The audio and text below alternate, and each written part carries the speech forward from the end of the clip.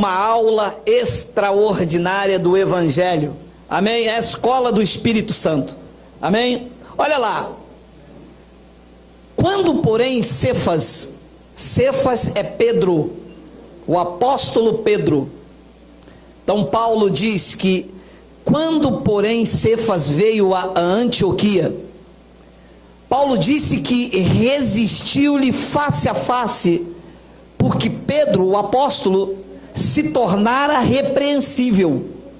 Depois ele diz no versículo 12, com efeito, antes de chegarem alguns da parte de Tiago, Cefas comia com os gentios, quando porém chegaram, afastou-se, e por fim veio apartar-se temendo os da circuncisão. 13, e também os demais judeus dissimularam com ele, a ponto de o próprio Barnabé ter se deixado levar pela dissimulação deles. 14, quando porém quando Paulo viu que não procediam corretamente segundo a verdade do Evangelho, ele disse a Cefas, a Pedro, na presença de todos: se sendo tu judeu, vives como gentio e não como judeu, porque obrigas os gentios a viverem como judeus? Vamos fazer uma breve confissão. Senhor Jesus Cristo, eu te louvo e eu te exalto, porque tu concede a nós, meros mortais, a fazer uso de uma porção da tua santa palavra. Estamos aqui reunidos como corpo de Cristo. Tu és o cabeça, e tu irás nos instruir através do Evangelho, para podermos crescermos na graça e no conhecimento. Eu te peço que tu me uses esta manhã uma vez mais, porque eu vou usar o Evangelho da graça de Deus. E todo o povo de Deus aqui reunido, diga amém. A dissimulação da religião e o proceder da verdade, do Evangelho. Quando o apóstolo Paulo volta da sua experiência com Deus, e ele chega em Jerusalém, os que eram os seus amigos se tornaram inimigos, e os seus inimigos se tornaram os seus amigos. Paulo era fariseu, hebreu dos hebreus, era da tribo de Benjamim. Segundo o orgulho da nação judaica, Paulo era perseguidor, era o zelo que havia na lei. Paulo era perseguidor da igreja. E Paulo então passa 14 anos no monte lá na Arábia, ouvindo a direção do Espírito. E quando ele desce, eu acredito que as pessoas, quando olharam para Paulo, os fariseus, os judeus, deviam ter dito: lá vem o cara. Tinha um orgulho da nação judaica. Paulo era irrepreensível. Paulo conhecia como ninguém a Torá. Foi instruído aos pés de Gamaliel. Ele falava a linguagem dos fariseus, cumpria e conhecia todas as leis judaicas, e eu acredito que quando eles avistaram Paulo, eles disseram: lá vem o reforço. Só que quando Paulo abriu a sua boca, eles tiveram uma grande surpresa, porque Paulo deixou de pregar a lei de Moisés, as leis judaicas, e tinha tido uma transformação interior. Ele afirmou: não vivo eu, mas Cristo vive em mim. E este viver que agora eu tenho na carne, eu não vivo mais de obras, de mandamentos, de ritos, de dogmas. Este viver que agora eu tenho na carne, eu vivo pela fé no Filho de Deus, que me amou e a si mesmo se entregou por mim. Pronto. Isto para os judeus é loucura, Os judeus não aceitavam e não aceitam Cristo na cruz, ressuscitado. Para os judeus isso era escândalo. E Paulo então trouxe a justificação pela fé. Paulo trouxe o evangelho da incircuncisão. Mas ele não trouxe por achismo. Ele trouxe por revelação, dado a Cristo no terceiro céu a ele. Cristo levou Paulo e disse a Paulo como a igreja do novo pacto deveria viver.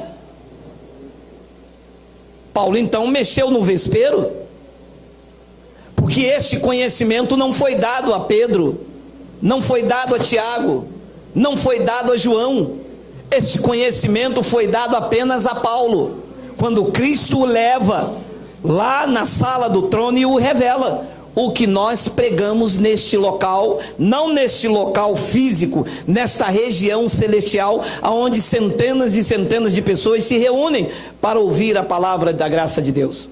Então diz a história, o relato, por favor, lá no versículo, no inicial, por favor, versículo 11, diz que quando, porém, Cefas, Pedro, que era considerado como coluna da igreja primitiva. A igreja aí fora gosta muito de seguir a igreja primitiva, e as suas doutrinas está baseada na igreja primitiva. Mas a igreja primitiva não tinha revelação da graça de Deus. A igreja primitiva continuava a viver o judaísmo. Tanto é que Saulo, quando se converte, ele jejuava, batizou alguns, porque ele estava ainda sobre a influência da igreja primitiva, que tinha como liderança Pedro, Tiago e João. Então ele diz que quando Cefas veio a Antioquia, Paulo resistiu a Pedro face a face, porque Pedro se tornou repreensível. Você imagina o confronto? Paulo perseguiu Pedro. Quando Paulo foi no caminho de Damasco com cartas para prender, ali estava uma perseguição implacável de Paulo a Pedro, a Tiago e a João, e os demais que eram conhecidos como os do caminho.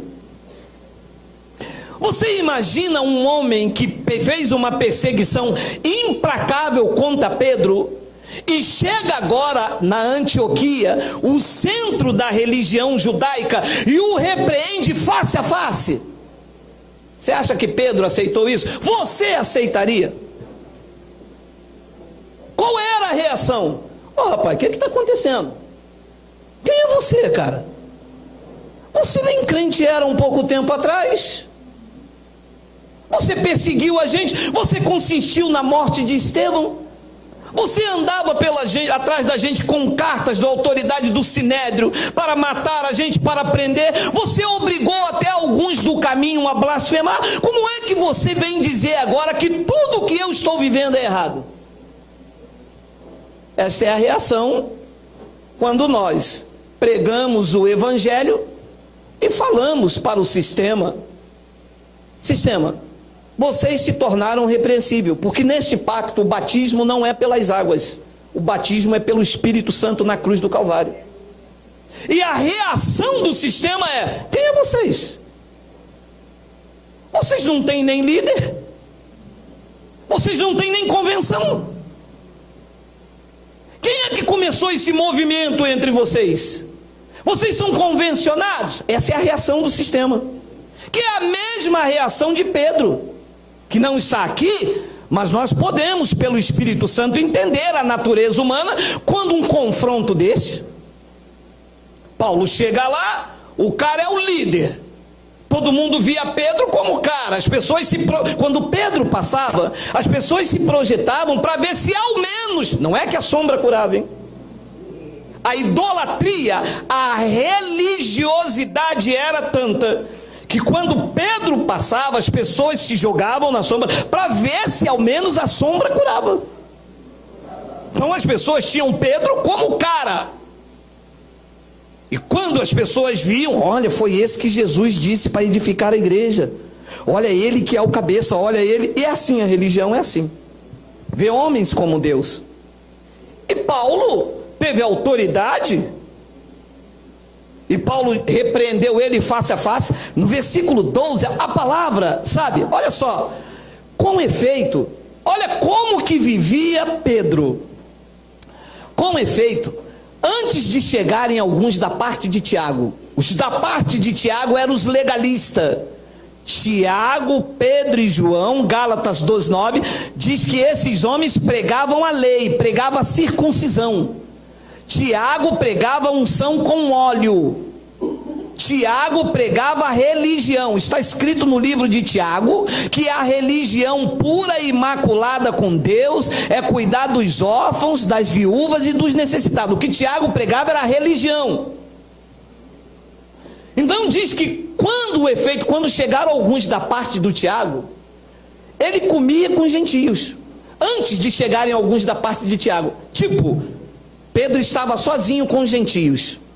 Então os gentios, comiam carne de porco, os gentios faziam festa, os gentios tinham uma liberdade, os gentios cantavam, batiam palma, os gentios tinham essa liberdade. Então antes de alguém da lei chegar, Pedro comia com eles. E aí, Pedro, graça e paz, meu irmão, em todas as coisas somos mais do que vencedores. Me dá uma fatia de bolo, queme-crack, samambaia. Onde ele fazia isto? Mas quando chegava o pessoal da lei com Tiago, diz que Pedro então, quando porém chegaram, ele se afastou. Quando chegavam os legalistas, e por fim veio se apartar, temendo os da circuncisão, os da lei. Então Pedro era um dissimulador. Todas as pessoas que estão debaixo da religião dissimulam. Sabe o que é dissimular? É você querer ser aquilo que você não é. A religião quer que você seja aquilo que você não é. Tu nunca serás santo na carne. A religião quer que você seja santo na carne. Porque a carne, ela não se converte a Deus. Não, mas não se converte mesmo. Você pode ficar com fome hoje o dia todo, amanhã o dia todo, segunda-feira. A carne nunca vai se converter a Deus. Ela é freada pelo Evangelho. Evangelho é para frear a carne do homem, para mostrar a sua posição, a disciplina que vem quando usas as obras da carne. Mas dizer que ela vai se converter a Deus, que na carne tu serás santo, nunca. Isso é a religião, o sistema que faz. O sistema quer converter o exterior. Você chega hoje no local chamado igreja, aí o pastor corta a bermuda, tira o brinco, tira o batom, porque diz que isso é coisa do diabo e que você agora é uma nova convertida, não pode andar assim. Quer converter o exterior. Graça é vida transformada no interior, que vai refletir no exterior. Graça não tem nada a ver com o exterior, é na mente e no coração, é mente iluminada.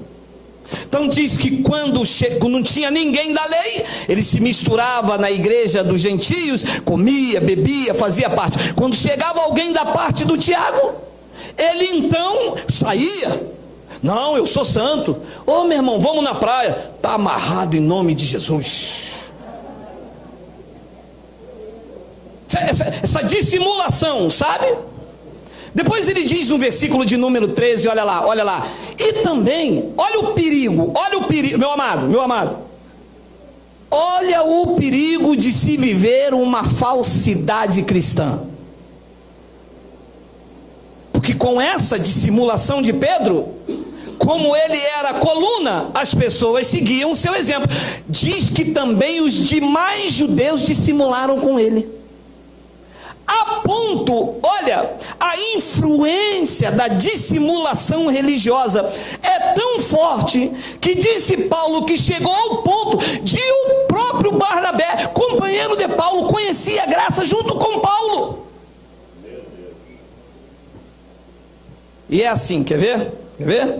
Olha Deus bradando, ó. Ué, mas a igreja está aí há tantos anos, Então está todo mundo errado, só vocês que estão certos? Isso é dissimulação, tá?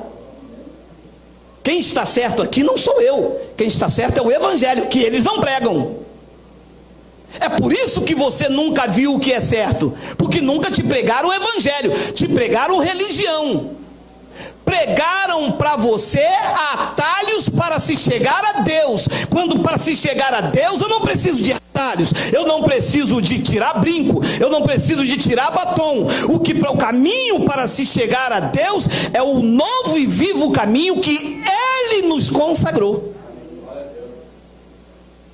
A religião te apresenta o quê? Você tem que se converter. Olha a religião, olha a religião. Você tem que ser atraído por um homem aqui. Aqui você tem que aceitar Jesus, porque se você vier aqui e não aceitar Jesus, você está no inferno, está com capeta. Está com capeta. Você só se vê livre do capeta se você entrar aqui, vir aqui na frente, aceitar Jesus e o pastor falar: Senhor, escreve, porque também se vir aqui na frente, aceitar Jesus e o pastor não mandar escrever o nome no livro da vida, também não está livre do coisa ruim não, tá? Aí você, meu amado, isso é religião. Te apresentar atalhos, scripts, para que você se achegue a Deus. Aí eu entro dentro de um local, aceito a Jesus. Pronto? Quase pronto. Você vai ter que se batizar. Ah, só pode se batizar nas águas se tiver casado. Tem que estar casado bonitinho. E depois que tiver casado, batizar nas águas, aí você pode participar da Santa Ceia. Porque se você não participar da Santa Ceia, você não tem a vida de Jesus em você.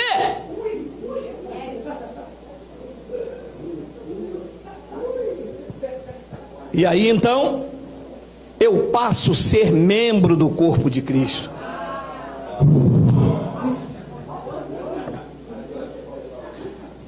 Não, dízimo você tem que dar, batizado ou não, pecando ou não, roubando ou não, sendo de Deus ou não, aceitando Jesus ou não. Aí, depois que você cumpriu tudo isto, se na Copa do Mundo o Neymar fizer um gol e você gritar gol, perdeu a salvação. Isso é religião. Isso é viver uma vida dissimulada. E isso acaba influenciando os outros. Porque hoje, quando nós apresentamos o Evangelho como a verdade, sabe o que as pessoas dizem? Ora, mas a igreja está aí há 200 anos, eu não vou entrar na sua falácia. Ah, não vai entrar na minha que te mostra a palavra, mas entra na do pastor que não te mostra. A do pastor, ele não te mostra falácia nenhuma e diz: campanha amanhã, você vai. Eu te mostro a palavra, você diz: isso é falácia, isso é mentira, isso é engano, isso é heresia. Por quê? Porque a dissimulação dos que estão aí contagiou as pessoas. Paulo diz a ponto de o próprio Barnabé. Quem apresentou Paulo à comunidade foi Barnabé, levita. Ninguém queria aceitar Paulo, pensando que ele estava ali para matar as pessoas. Novo convertido, Barnabé foi lá, apresentou o pescoço e depois me deixa se influenciar, se deixa se levar pela dissimulação deles.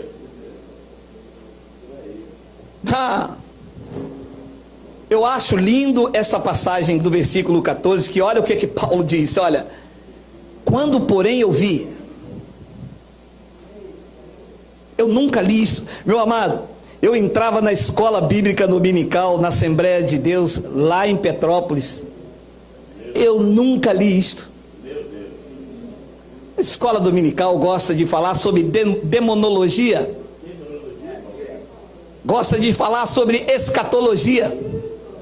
Quem vai ficar? A batalha do Armagedon, que o diabo vai vir, que vai brigar, a mulher que brigou no deserto, que pererê, que parará. E falam das coisas futuras, que não é nem tão futura assim. E gostam de falar da Torá de Moisés, mas nunca me mostraram isso. Diz que Paulo, quando viu que eles não procediam corretamente segundo a verdade do Evangelho. Alô? O evangelho tem uma verdade e deve-se proceder nela corretamente.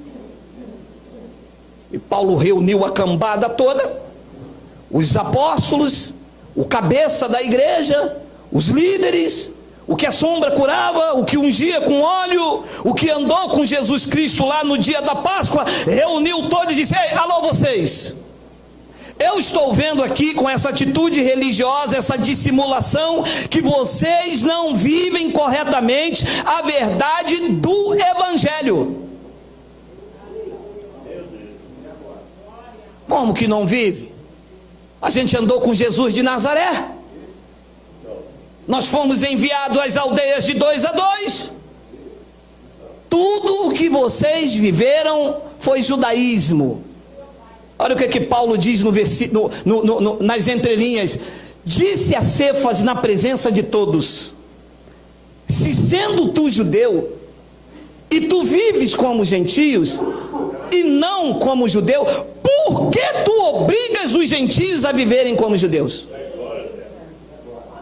Então, se você faz isso, se você obriga os gentios a viverem como judeus, você não procede corretamente a verdade do evangelho, e o que vocês estão vivendo é uma dissimulação religiosa. E aonde que entra essa mensagem? Volta lá na tua igreja agora, na tua igreja não, aonde você frequentava, volta lá agora e com os olhos iluminados, você vai ver o pastor obrigando você a viver como um judeu. Porque os judeus é que usavam unção com óleo, mas nós não somos judeus, nós somos gentios. Os judeus é que se batizavam nas águas para arrependimento, enquanto aquele que era mais poderoso não vinha para batizar com o Espírito Santo. Nós não temos batismo nas águas. O que purifica a igreja do novo pacto não é as águas batimais do rio Guandu, nem da piscina. O que purifica a igreja do novo pacto, e já purificou, é o lavar regenerador do Espírito Santo, que te apresentou perfeito, sem ruga, sem mácula e sem defeito a Cristo. Esta é o proceder correto do evangelho. Isso é o proceder correto. Agora, se eu obrigo os gentios a viverem como judeus, aí eu não procedo corretamente. Eu vou dissimulando uma religião, tentando te fazer o que você não é, porque tu não és judeu. Se tu não és judeu, por que candelabro? Se tu não és judeus, por que utensílios consagrados? Se tu não és judeus, por que vigílias? Os judeus é que têm vigília como espaço de tempo e não como culto aceitável a ele. Vigília para os judeus é como madrugada para os gentios. São espaço de tempo, nada a ver com vida de santidade. Mas então obrigas os gentios a viverem como judeus. E você para um gentio, meu irmão, aí você vê logo um bandeiraço aqui, até os camelô hoje viram que é mais lucrativo vender bandeira de Israel.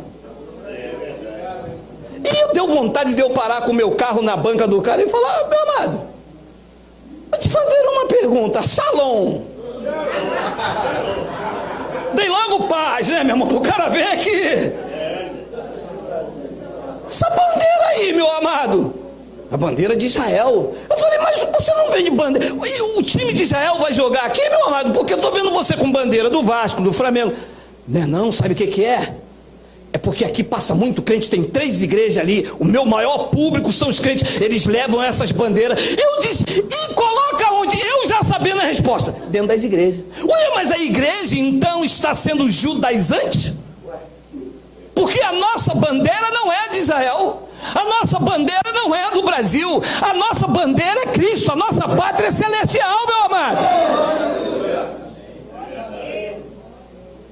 Bandeira de Israel, candelabro, sofá, meu amado, dentro da igreja. A igreja é pura, meu amado. E eles vão santificando o profano e vão profanando o que é santo. Mas Paulo teve autoridade, hein? Porque um homem que perseguiu eles, consentiu na morte de Estevão, um homem que estava com a cabeça prêmio, que eles queriam ver, meu amado, eles fizeram um jejum para matar Paulo.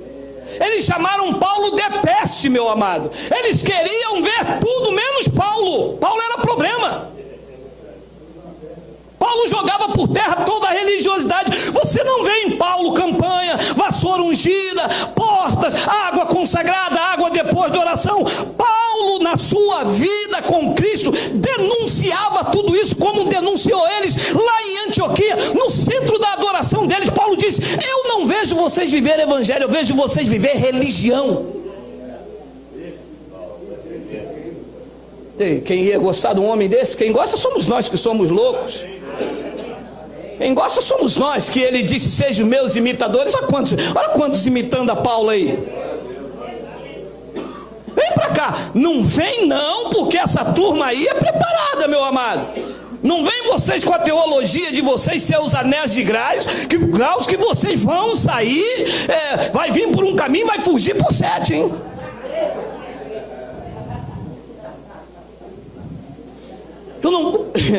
Quando eu, porém, vi que não procediam corretamente, segundo a verdade do Evangelho. Olha o que Paulo disse, está falando com Pedro, tá? 15.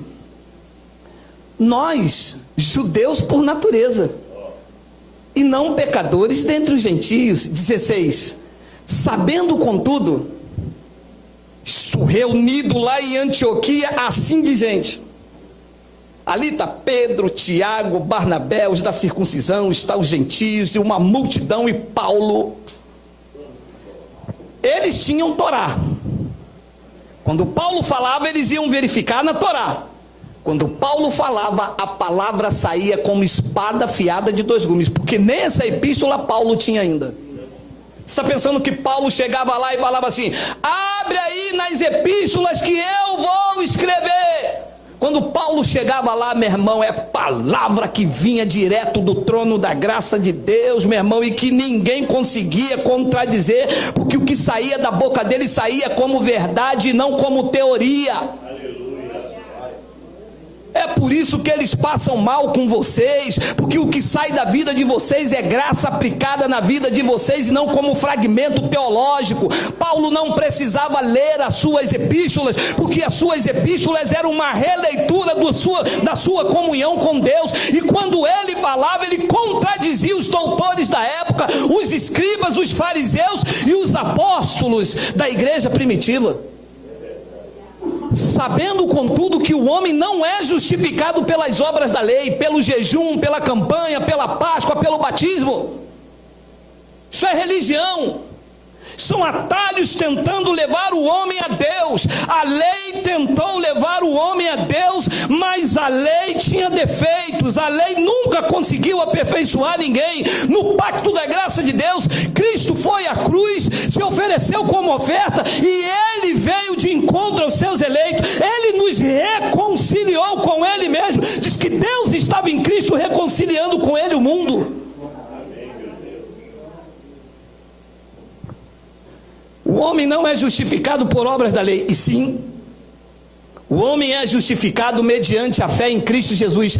Também temos crido em Cristo Jesus, para que fôssemos justificados pela fé em Cristo, e não por obras da lei, pois por obra da lei, ninguém pregou Paulo ao monte deles lá, ninguém será justificado.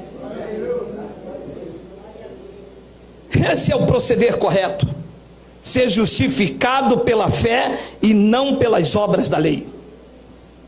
A igreja está aí, desde que igreja é igreja, oferecendo justificação por obras da lei. Eu já disse aqui reiteradas vezes, o camarada nem crente é. Você pergunta a ele: ei, meu irmão, vamos para a igreja? Não, um dia vou, quando chegar a minha hora eu vou dar meu dízimo direitinho, vou me batizar nas águas e vou fazer a Santa Ceia. Nunca entrou na igreja, mas ele já tem esses dogmas pré-estabelecidos, que para ele ser aceito por Deus, ele tem que praticar esses ritos cerimoniais. Não era assim com você? Você achava que para ser aceito por Deus você tinha que dar o seu dinheiro, você tinha que dar o seu tudo, você tinha que fazer o mais óbvio, você tinha que ir ao monte, você tinha que fazer uma campanha, você tinha, e nunca conseguiu nada, porque essas coisas não justificam o homem. O que justifica o homem é a fé que você tem no que Cristo já fez na cruz. Isto me justifica. Então, se entre os gentios estiver obras da lei, os gentios não estão vivendo a verdade do evangelho. Você pode entrar numa igreja, ela pode ter 60 mil membros, se tiver uma unção com óleo, não anda segundo a verdade do evangelho, porque neste pacto não é óleo que vai ungir o homem, é a unção do Espírito Santo. Esta é o proceder correto. Entre os gentios não pode haver obras. Gálatas capítulo 2, versículo de número 3, olha só o que Paulo disse aí, olha aí. Contudo, nem mesmo Tito, que estava comigo sendo grego, foi constrangido a circuncidar um dos preceitos da lei. Versículo 4. E isto, ele não foi obrigado a se circuncidar, a praticar uma obra andando comigo, por causa dos falsos irmãos que se entremeteram com o fim de espreitar a nossa liberdade que temos em Cristo Jesus e reduzir-nos à escravidão, por causa dos falsos irmãos. Não é que era um irmão falso, entende? Não era que ele era uma pessoa falsa, era um irmão falso. Por quê? Porque não vivia a verdade do evangelho, e estava dizendo assim, eu conheço a palavra, e negando-a. Já viu um crente dizer assim, meu irmão, eu vou lá fazer uma visita na reunião de vocês lá, que eu conheço a palavra, e negando-a. Porque conhece a palavra, quando você mostra Romanos 6,3, diz que ele foi batizado na cruz, ele nega. Não, meu irmão. Pô, se foi Cristo que me batizou na cruz, pô, se eu chamo meu pastor de pai na fé que ele me batizou, o que eu vou chamar ele de quê? Não, meu pastor é o meu pai na fé. E disse então que por causa o Paulo disse, olha aí, nós estávamos bem pregando o evangelho, e de repente um falso irmão veio entre nós e disse, ué, eles não vão comer pão, não vão tomar suco, mas hoje não é dia da Santa Ceia? Ué, aqui não dão pão, não dão suco? Não, vocês têm que comer pão, vocês têm que comer suco, porque a vida de Jesus em você, a vida de Jesus em mim é um pedaço de pão, um pedaço de suco. Esse Jesus eu não recebo. A vida de Jesus em mim é a consciência pela fé que eu sou templo do Espírito, morada dele, não vivo eu, mas Cristo vive em mim, e isso é pela fé, não é pelo pão nem pelo suco. Então não se anda corretamente segundo o proceder. E Paulo diz então no versículo 5, olha lá, aos quais nem ainda por uma hora nos submetemos, para que a verdade do evangelho permanecesse entre vocês. Então, se eu me submeto ao que os pastores me dizem, aí eles vão chegar aqui, não vão ver verdade, vão ver heresia. Heresia é um crente levantar num domingo desse e falar assim, ó, olha o que é heresia. Senhor, passa do seu sangue na minha cabeça. Espera aí, mas eu sou um espírito, eu não estou sangrando no trono. O sangue já passou na cruz e tem o seu efeito eterno. O sangue já passou, você já está puro, já está liberto, já está transformado, só agradeça. E eu quero então que Deus sangra. Isso aqui é não me submeter. Porque quando nós começamos a pregar isso, eles disseram assim para mim, mas você não pode estar pregando essas coisas. Por que não? Ora, porque a igreja está aí, sempre se deu ceia para os crentes. Dava O povo em que Deus preparou desde antes da fundação do mundo não comerá mais pão, não beberá mais suco numa reunião espiritual. Quem quiser comer pão com manteiga, tomar café, toma nas suas casas. Aqui é local de exaltação a Cristo, aprendizado da palavra, glorificar as obras que Ele fez na cruz.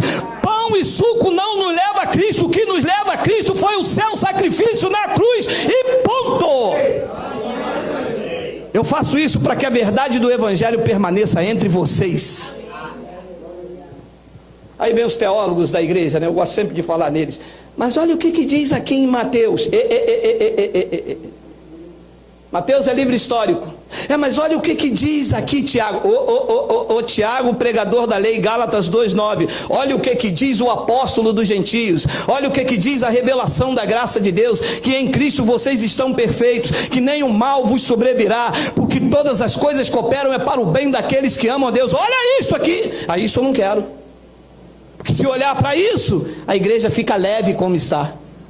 A igreja não tem condenação, não tem ameaça. A igreja não é uma negociata, não é um negócio, não é uma empresa. A igreja é um organismo vivo do qual Cristo é o cabeça. Se apresentaram as epístolas de Paulo, a igreja deixa de ser uma empresa e vira um organismo vivo do qual Cristo governa pela sua palavra, porque Ele é o cabeça. Mas é bonito ser bispo nessa nação, né? Você sabe qual é a diferença do bispo e dos reis lá da Itália, de Roma? Nenhuma. Todos eles vivem como sanguessuga do dinheiro do povo.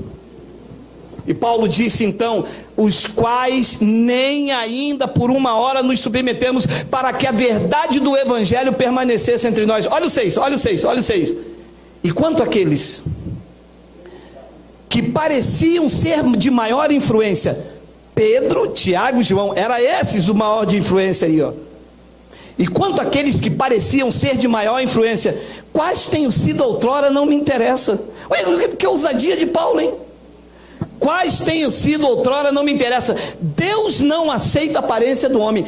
Esses, digo, que me pareciam ser alguma coisa, nada me acrescentaram.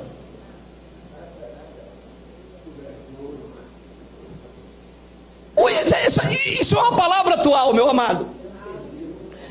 Olha, me desculpe, tá? A honra e a glória é de Jesus Cristo. Mas quando tu viesse para a graça de Deus, você nem imaginou quantas coisas que você não conhecia. Fala a verdade, comparando hoje com o local que você vivia, te acrescentaram alguma coisa? Nada. Quando você olhou e disse: esse é o presidente da convenção, esse é o fala mais, esse é o pastor fala menos, esse é o pastor fala mais tarde, e aquele é o bispo fala mais cedo. O que te acrescentaram? Nada.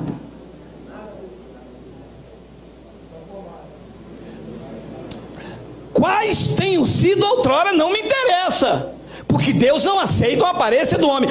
Esses, digo, que me pareciam ser alguma coisa, não me acrescentaram nada. Por que é que Paulo diz: vocês não me acrescentaram nada? Porque o que eles pregavam era batismo, o que eles pregavam era dízimo, o que eles pregavam era campanha, o que eles pregavam era um sacrifício. Paulo disse: isso eu reputei como refúgio, cara. O que vocês estão pregando aí, eu aprendi com Gamaliel e eu abandonei tudo isso para ganhar a Cristo. Eu quero revelação, eu quero que vocês me mostrem a minha posição. A minha posição em Cristo diz que eu estou assentado com Ele. Vocês dizem que eu sou gafanhoto e miserável. A minha posição em Cristo diz que nada me separa dele. Vocês dizem que se eu errar eu vou para o inferno. Vocês não estão me acrescentando nada. Eu quero verdade. Mas verdade não enche cofre. Verdade não gera status. Verdade gera perseguição. Você está pensando o quê? Vão perseguir você, meu irmão. Vão dizer que o que você está vivendo agora é heresia. Vão dizer que você está louco. Vão dizer para você tomar cuidado com esse pastor aí. Olha, ele é convencionado. Olha, ele fez teologia. Olha, nossa igreja está aí tantos anos. a igreja de vocês está aí tantos anos, pastores, por favor, não adianta me ameaçar, eu não tenho medo de vocês, eu luto o negócio, cara. Não adianta me ameaçar, a igreja de vocês está aí tantos anos, mas vocês nunca abriram a verdade para o povo. A esta hora tem campanha, a esta hora tem óleo, levanta para lá, levanta para cá, estende a mão, nós estamos abrindo o evangelho. Está aberto na mente do povo, só não lê quem não quer. Nada acrescentaram, a igreja nunca acrescentou nada.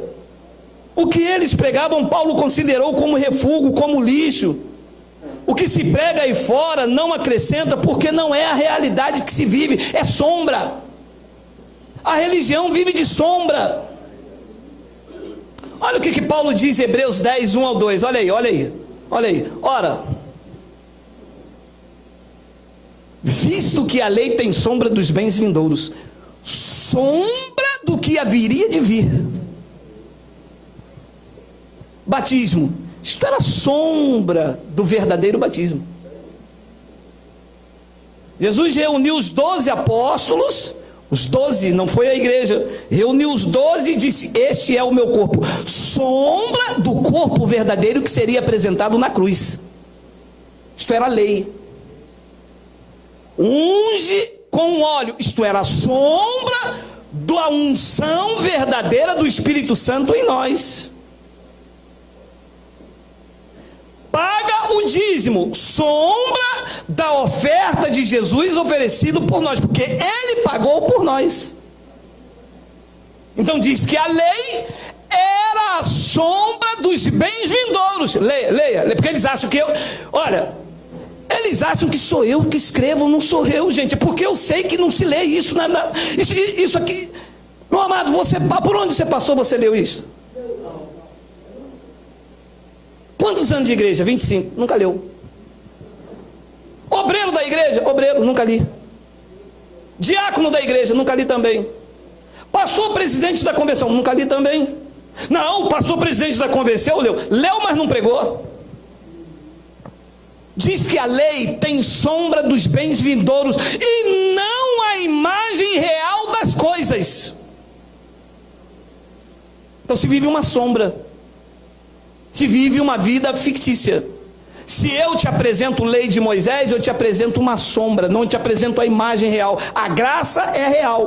Para que eu vou passar óleo simbolizando o Espírito Santo, se eu já tenho o Espírito Santo?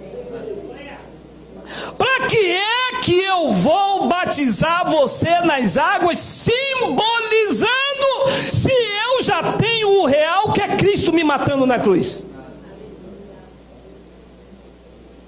Depois ele diz que a lei nunca, jamais pôde tornar perfeitos os ofertantes com os mesmos sacrifícios que ano após ano perpetuamente eles oferecem.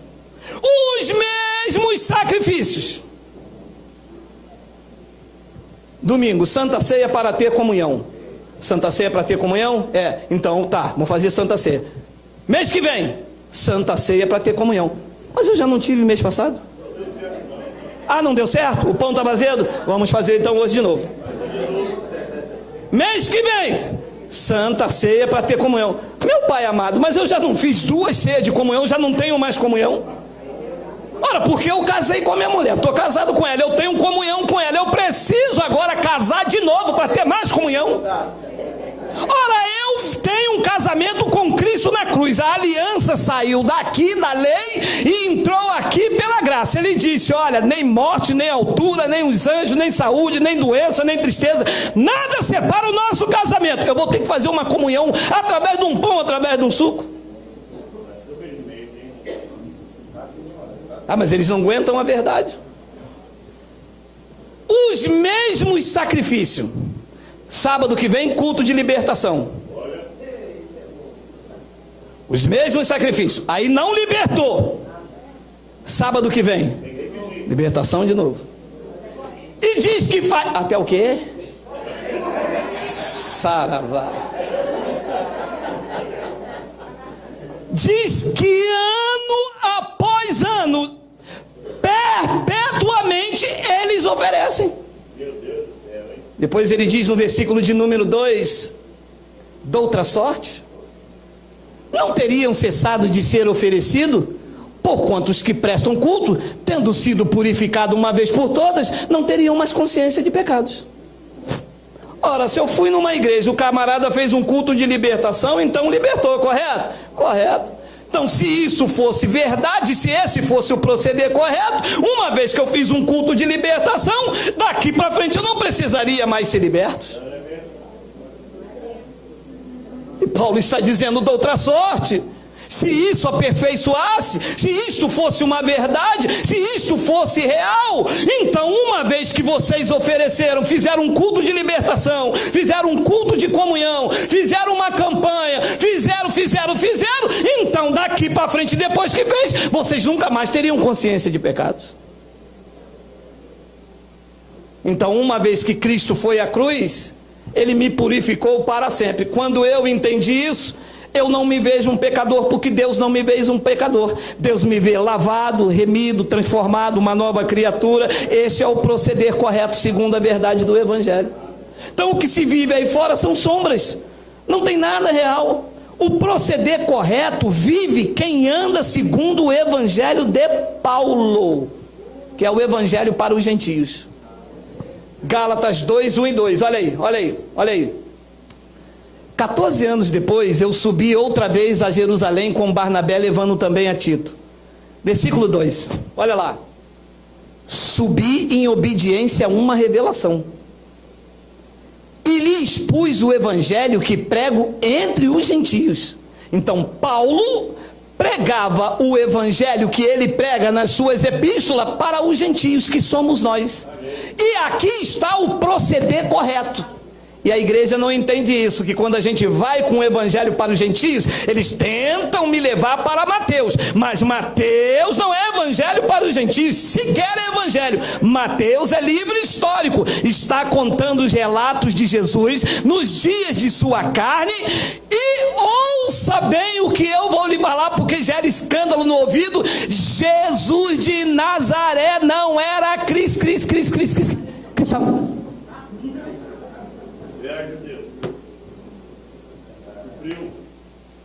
É o quê? É isso aí. Jesus de Nazaré não era cristão, era judeu e vivia as leis judaicas.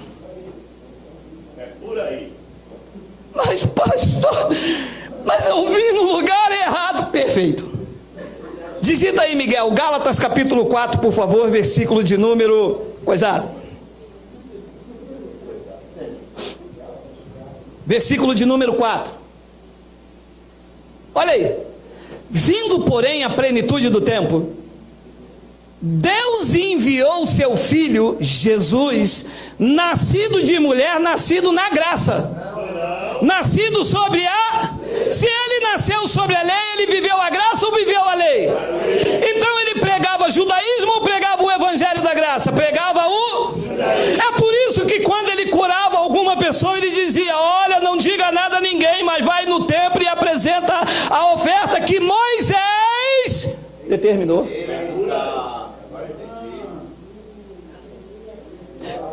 Ora, então todas as vezes que eu prego o evangelho ao gentio, e um teólogo tenta me trazer para a lei de Moisés, ele está colocando o véu que Cristo pôs fim. Ele quer me reduzir à escravidão, ele quer me trazer para a obra, mas eu não vivo mais de obras, eu vivo depois da cruz. Eu não sirvo a Jesus de Nazaré, eu sirvo ao Cristo ressuscitado. Eu sirvo aquele que venceu a morte, eu sirvo aquele que está sentado no trono, eu sirvo aquele que venceu a cúria romana, eu sirvo aquele que disse: está consumado. Nós servimos aquele que disse que a minha graça até basta.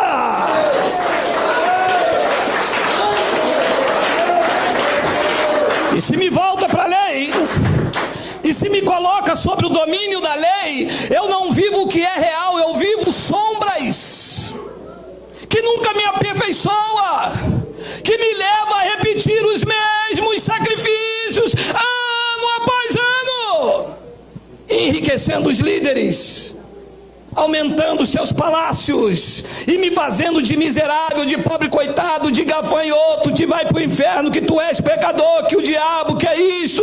Mas se me traz para a graça de Deus, me mostra a minha posição de inseparável a Deus, de assentado com Cristo acima de todo o principado, me mostra que eu sou o corpo de Cristo, santuário do seu Espírito, me mostra que o que Ele fez por mim, fez por graça. Eu não merecia, eu estava morto em pecado e em delito, mas Ele deu a sua vida por mim. O Rei do Universo se revestiu de carne, o santo se fez maldito, para que o maldito se tornasse santo. Eis-nos aqui, declarando para que todos ouçam, que Ele é Rei de reis, Ele é Senhor dos senhores. Quem recebe aí, quem recebe, diga Abba Pai, diga Abba Pai, diga Abba Pai, diga Abba.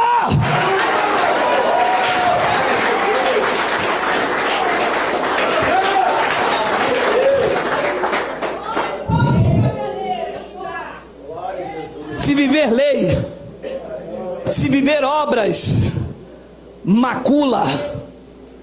Se viver religiosidade, anula a graça de Deus. E nós não podemos viver isso. Olha lá o que diz Marcos capítulo 7, Miguel. Interpelaram, eu nem sei essa palavra, hein? Coisaram os fariseus e os escribas. Meu irmão, me desculpa, eu só tenho a 4ª série. Tem palavra que eu não sei ler, eu falo coisaram.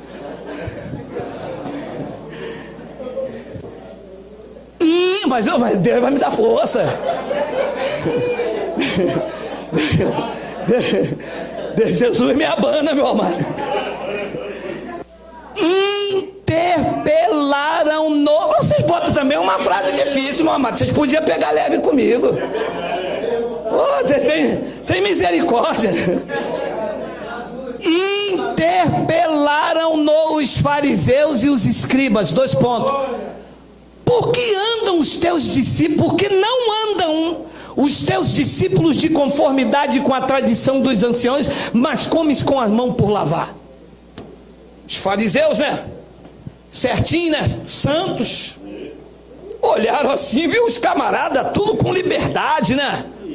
Pegando um pedaço de frango, comendo, torresmo, cuscuz, e tudo com a mão sem lavar. E eles tudo certinho, né? Você sabe que os religiosos são tudo certinho, né?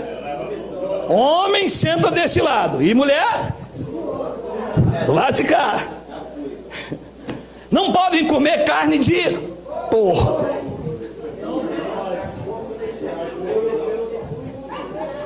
Então eles são todos certos.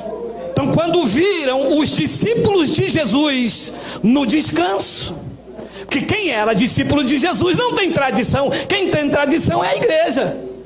Não é tradição na nossa igreja, pastor, a gente usar tudo véu. Não, pastor, é tradição da nossa igreja. A mulher só anda com a saia jeans. Ih, pastor, é tradição. Olha o coral, pastor, a tradição da nossa igreja. O coral, todo mundo uniformizado, pastor. Pastor, os obreiros aqui andam de calça preta e camisa branca igual o senhor. O senhor não é de lá, não? Que isso, meu irmão? Que isso, meu irmão? Que isso? Versículo 6. Respondeu-lhes, Jesus respondeu: bem profetizou Isaías a respeito de vós, hipócritas. Jesus era meio nervoso. Como está escrito, olha lá, a paulada: este povo honra-me com os lábios, mas o seu coração está longe de mim. A dissimulação da religião, né? Honra com os lábios, mas aqui dentro o coração está longe. E por que o coração? Como é que uma boca honra com os lábios e o coração está longe? Como é? Qual é o sintoma? Ele vai mostrar o sintoma no versículo 7. Olha lá. E em vão me adoram, ensinando doutrinas que são preceitos de... Pode louvar com a boca, mas o coração está longe, porque o que se ensina é doutrina de homens. Campanha é ensino da Bíblia. Se pratica, a sua adoração é em vão. Culto de libertação, Moisés mandou fazer, Jesus, os apóstolos, Pedro, Tiago, João, Paulo, João no Apocalipse, Judas, ninguém ensinou o culto de libertação. A tua adoração é em vão e o teu culto não tem vínculo com Deus. É doutrina de homens. Fogueira, Jesus mandou fazer fogueira? Não mandou fazer fogueira, nem para queimar bruxa, nem bruxo. A sua adoração é em vão e o seu culto não tem vínculo com Deus. O seu proceder não é segundo a verdade. Pregou Paulo à igreja dos Gálatas, se referindo a Antioquia, e prego eu na unção do Espírito Santo ao Brasil e ao mundo. Se vocês têm doutrina de homens, o culto de vocês não tem vínculo com Deus, e a sua adoração é em vão, porque vocês ensinam preceitos e doutrinas que são de homens. A doutrina para a igreja vai de Romanos a Hebreus, é o evangelho da graça revelado a Paulo e ponto. Goste a quem gostar, doa a quem doer, mas é a verdade do evangelho. Isso é verdade. Cristo pôs fim à lei, eles estão levantando a lei. Cristo rasgou o véu, eles estão costurando o véu. Cristo disse que o justo vive pela fé, eles estão lançando obras. E entram num lugar como chamado igreja e digam assim: renova-me, Senhor Jesus. Se bem que esse tipo de canção nem honra a Deus, porque não é renova-me, ele já renovou. Deveria pelo menos cantar assim: já estou renovado, Senhor Jesus. Então, quem vive na lei está vivendo religiosidade, está vivendo sombras. Estão profanando o sangue da aliança. Estão dizendo que Cristo não trouxe uma nova aliança. E estão vivendo ainda debaixo de rudimentos, debaixo de mandamentos de homens, de sacrifícios, de pagar preço. Estão dizendo: Jesus, o teu sangue não valeu de nada, eu vou profanar o teu sangue, eu vou dizer que o teu sangue não me lavou, eu vou dizer que no teu sangue eu não sou um contigo, eu vou dizer que no teu sangue não valeu de nada. E Paulo explicou isso em Hebreus capítulo 10, que olha, é uma das passagens mais duras e sérias do Evangelho. Hebreus 10, versículo 28, estamos acabando, calma aí. Olha lá: sem misericórdia, morre pelo depoimento de 2 ou 3 testemunhas, quem tiver rejeitado a lei de Moisés. Então a lei de Moisés dizia: você tem que dizimar. Quem rejeitava isso, vinha 2 testemunhas e a pessoa morria. Não sei se era apedrejado, apaulado, eu acho que era pedras, né? Então diz que sem misericórdia, morre pelo depoimento de 2 ou 3 testemunhas, quem tiver rejeitado a lei de Moisés. Duro. Leia o 29. De quanto mais severo o castigo, julgais, vos será considerado digno aquele que calcou os pés, o Filho de Deus, e profanou o sangue da aliança com o qual foi santificado, e vocês ainda ultrajou o Espírito da graça. Então, na lei de Moisés me apedrejavam quando eu não aceitava a lei, e na graça Paulo disse: de quanto mais severo o castigo, vocês serão considerados merecedores, porque o que vocês estão fazendo na igreja é profanando o sangue da aliança. O homem não é purificado na água, o homem é purificado em Cristo. Isto é profanar. Eu batizar você nas águas é profanar Jesus, é dizer que Jesus não fez nada com o seu sacrifício. Dizer para você que você tem que trazer para o altar, tem que fazer um sacrifício, é profanar o sangue de Cristo. É dizer que o sangue derramado na cruz não teve efeito sobre a minha vida.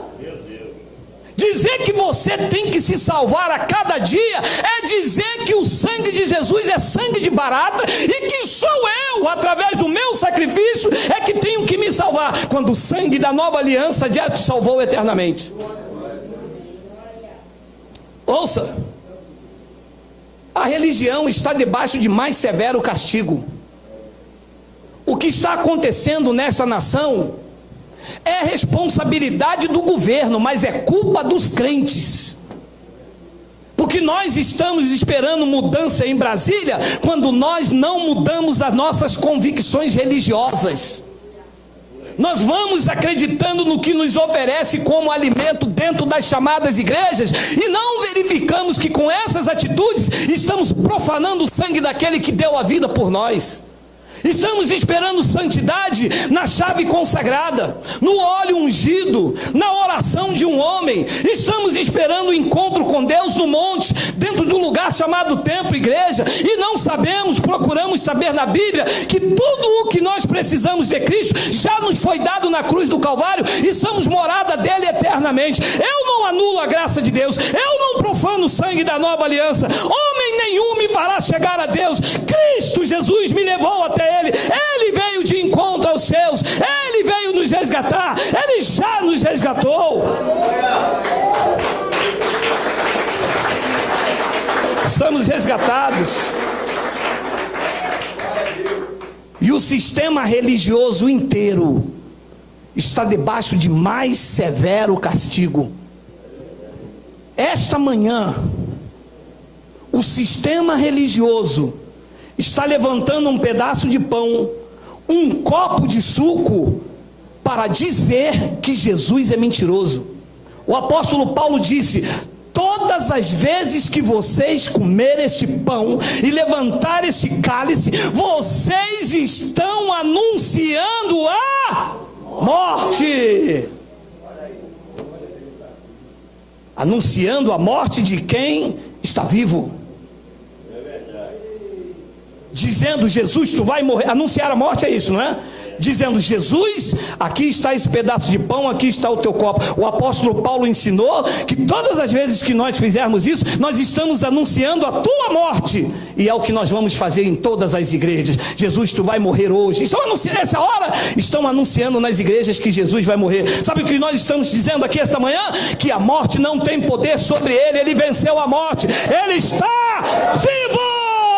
Diga glória a Deus.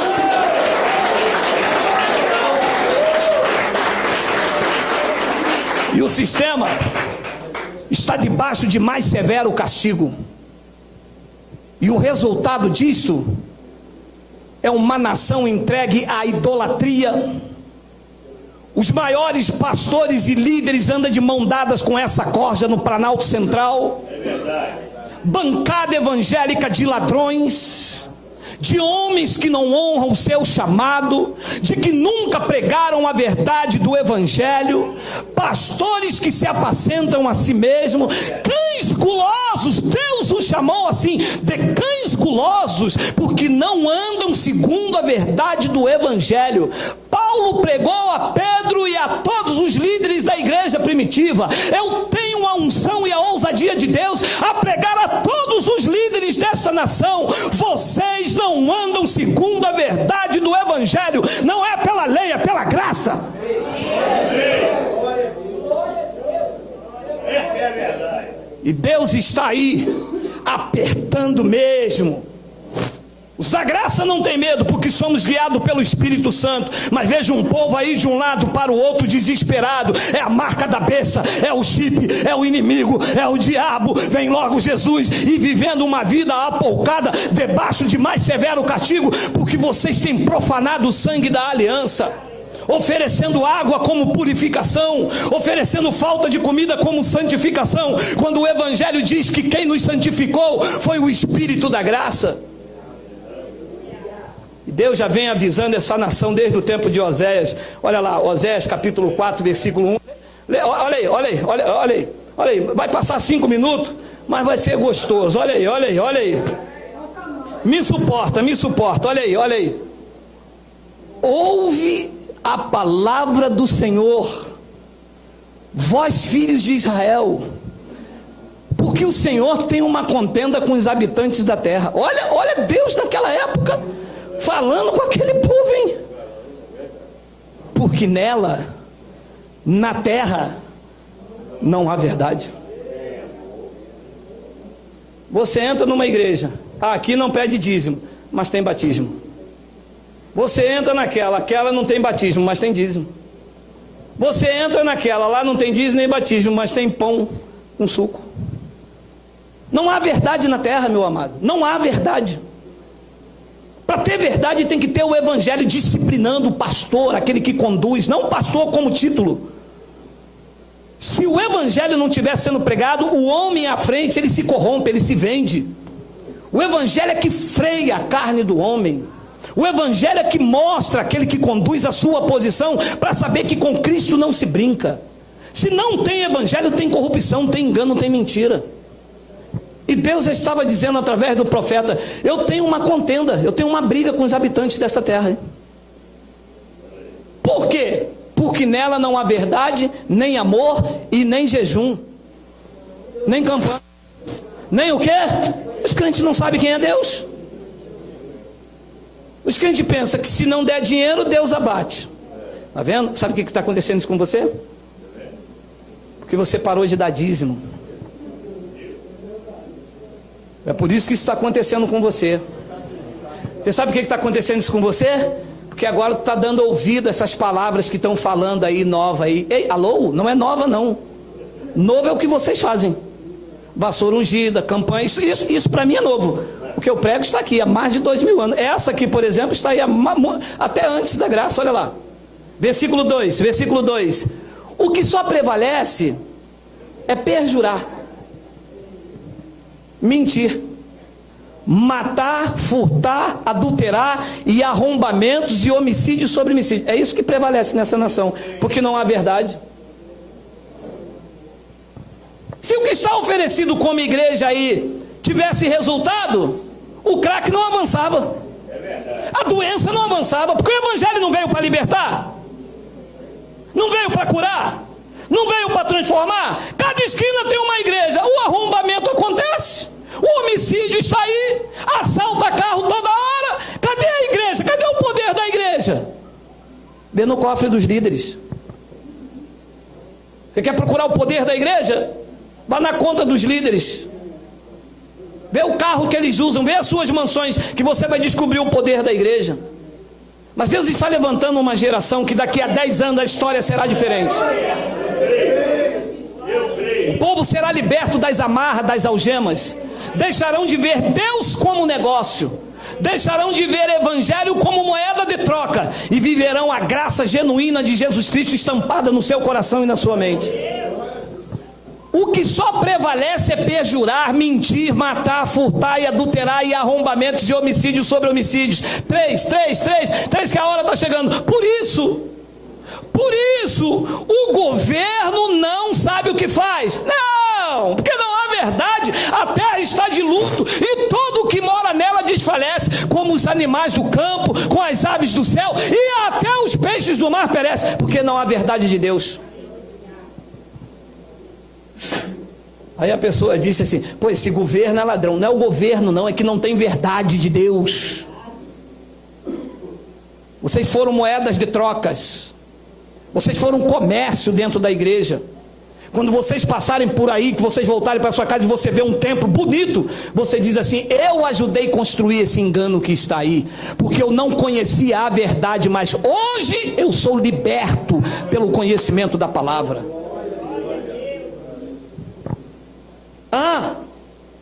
E quando você vai mostrar essas verdades aí, tá? Tem briga. Tem, porque eles não aceitam. Olha o que diz Gálatas capítulo 5, vê se tem aí, Miguel. Se não tiver, digita 10 minutos para acabar. Gálatas capítulo de número 5. Tem aí? Não, capítulo 4, olha aí. Olha lá, olha o que Paulo disse, ó. Tornei-me porventura vosso inimigo por vos dizer a verdade? Quando você vai falar a verdade para um religioso, tem briga.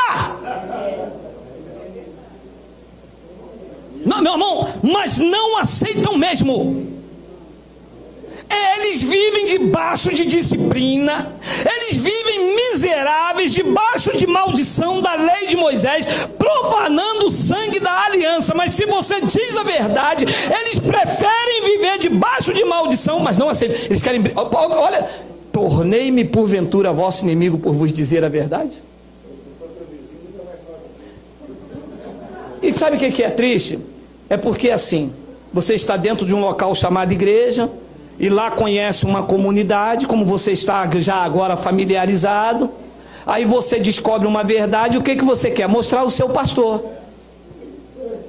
Você, vou mostrar o pastor, porque o pastor vai ver isso aqui, e vai pregar essa verdade, né? Porque se eu vi, eu quero mostrar o pastor também. Está passando na frente do pastor, meu irmão? Você está ouvindo essas coisas aonde? Cuidado com essas heresias. Esse homem aí é um diabo.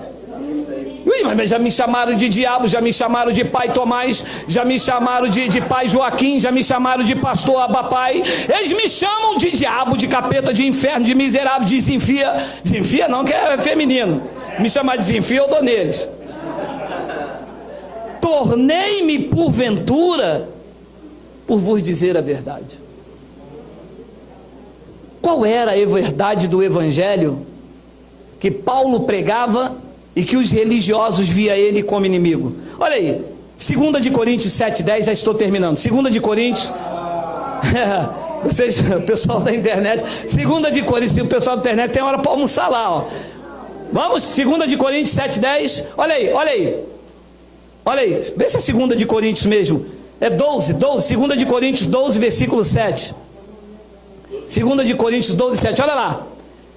E para que não me ensoberbecesse com a grandeza das revelações, disse Paulo, foi-me posto um espinho na carne, mensageiro de Satanás, para não me esbofetear, a fim de que não me exalte. Segura aqui. Você me suporta 5 minutos para me te explicar essa passagem? Aí na internet, aí pode dar um ok se vocês me suportam 5 minutos. Porque muita gente boa faz confusão do que era o espinho na carne de Paulo. Uns dizem que era uma enfermidade que ele tinha nos olhos, outros dizem que era a chibatada que ele levou nas costas, entende? Mas está claro que ele vai dizer qual era a enfermidade que ele tinha. O espinho na carne. Então, olha aqui. E para que eu não me ensoberbecesse pela grandeza das revelações, ele foi ao terceiro céu e o que ele viu foi uma grandeza das revelações. Então, a carne de Paulo tinha soberba, era fariseu, então tinha uma soberba. Então, a única forma de frear isso era Deus permitindo um espinho na carne. Aleluia. O que era esse espinho na carne? Ele diz, foi-me dado um espinho na carne. Então, ele vai mostrar o que era o espinho. O que era o espinho? Um mensageiro de Satanás. Vamos segurar para entender. Um mensageiro é alguém que traz uma mensagem.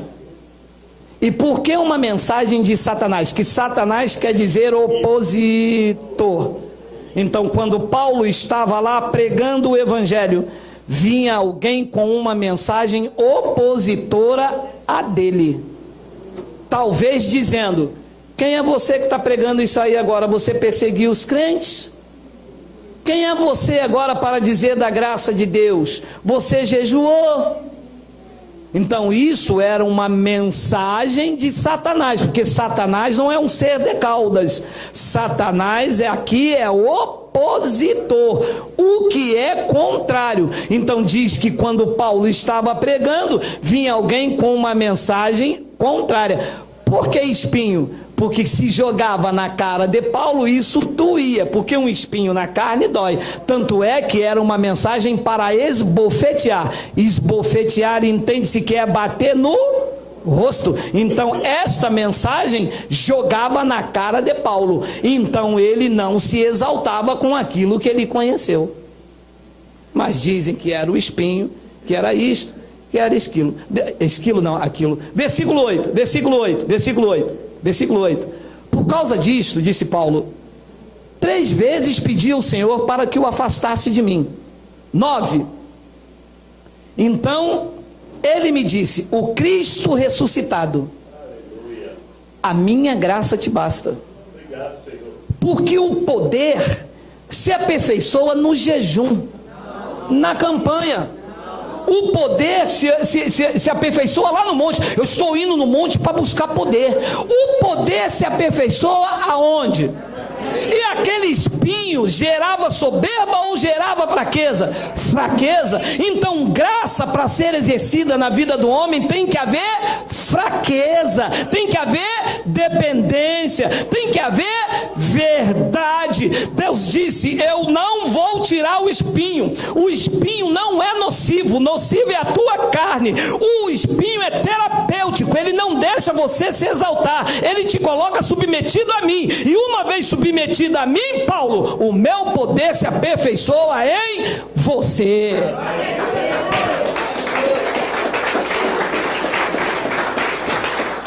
Depois ele diz que entendeu isso, ele diz: de boa vontade, não lutando contra isso, não pedindo para tirar, pois mais me gloriarei nas fraquezas, para que sobre mim repouse o poder de Cristo. 10, olha o que é uma verdade do Evangelho: pelo que sinto prazer nas fraquezas, nas injúrias, nas necessidades, nas perseguições, nas angústias por amor de Cristo, porque quando sou fraco, então é que eu sou forte. Sabe o que o sistema faz quando vê isso aí? Corre.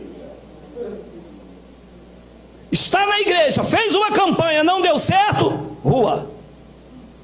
Foi ao monte, não viu a folha pegar fogo, nunca mais volta. A graça diz: eu sinto prazer nas fraquezas. Quanto mais injúrias, mais firme. Quanto mais necessidades, mais constantes. Quanto mais perseguições, mais livramento. E quanto mais angústia por amor de Cristo, Paulo diz: neste momento eu sou fraco, então é que eu sou forte. Você não é fraco, meu irmão. Você não é fraca. Tu és forte. Tu és corajoso. És valente. Vais vencer pelo poder de Deus. Já venceste todas as coisas. Deus te chamou e te preparou para isso.